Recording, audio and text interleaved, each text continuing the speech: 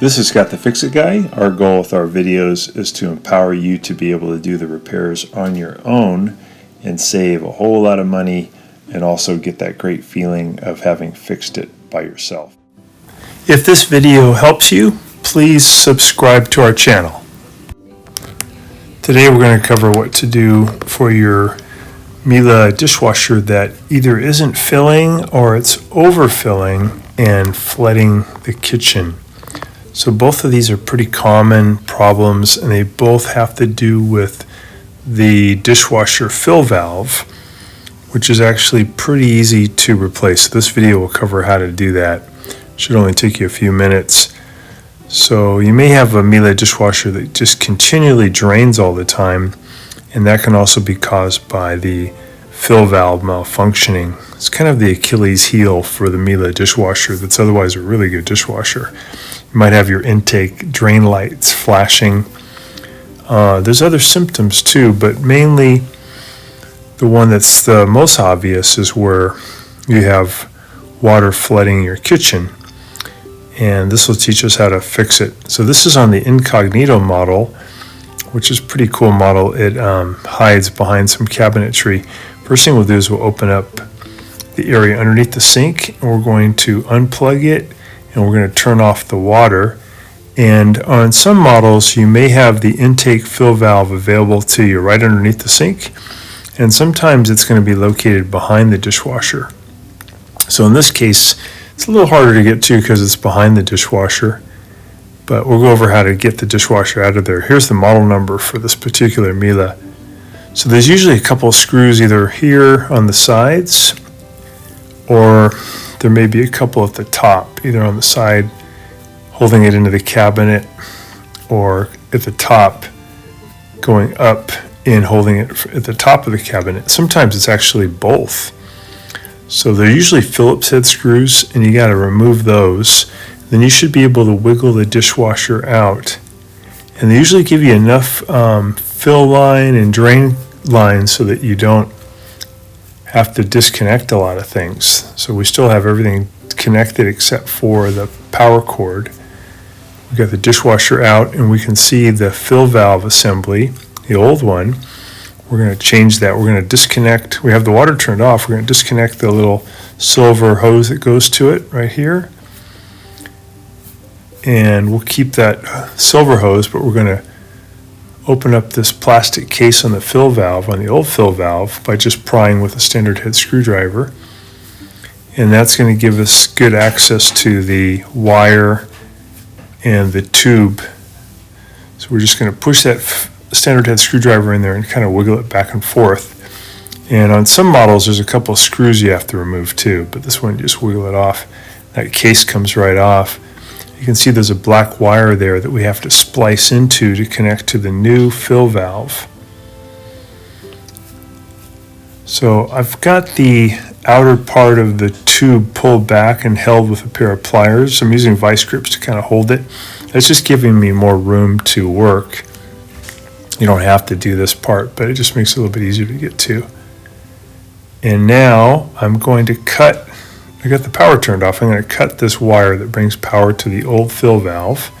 And I'm going to be utilizing that same wire to bring power to the new one. I'm going to pull it through here, and then I'll be splicing those two wires so that I can splice into the new fill valve. So I'm going to move this back a little bit to expose about 4 inches back from the old fill valve. I'll go ahead and make a cut. You could use a razor blade. I'm going to use a pair of diagonal pliers, which will cut through this pretty good. Here's the diagonal pliers. And again, I'm about 4 inches back from the old fill valve. And that's where I'm going to be hooking up the new one.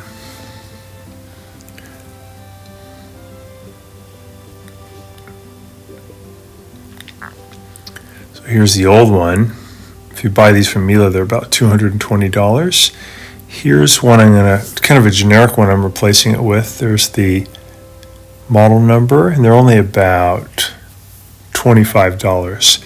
I have to use this little brass elbow, and I'm going to put some Teflon pipe tape on there to make a nice seal. I'll wrap it about 4 times around the threads on the bigger part of the elbow. And then I'm going to wrap that around nice and tight, and I'll go ahead and thread that into this yellow fill valve we can see in the background.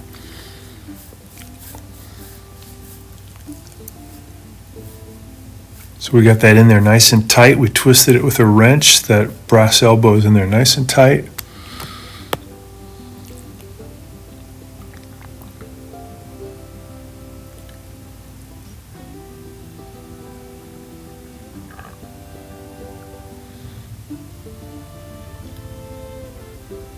And we have the tube hooked onto the new fill valve. Now we have to move this silver clamp into position with a pair of pliers. And we have the clamp in position.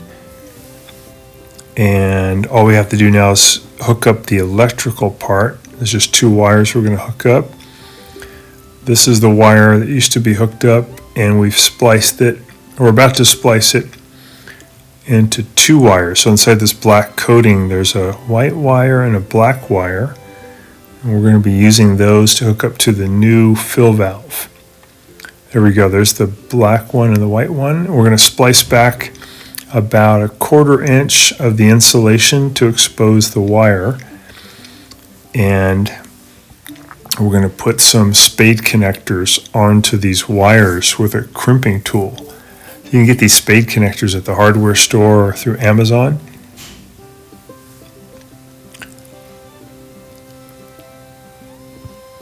And now I've got the water valve hooked back on, and I've done the crimping of the wire connectors, and I've hooked them onto the fill valve. And you can hook either wire onto either terminal of the fill valve. Doesn't matter.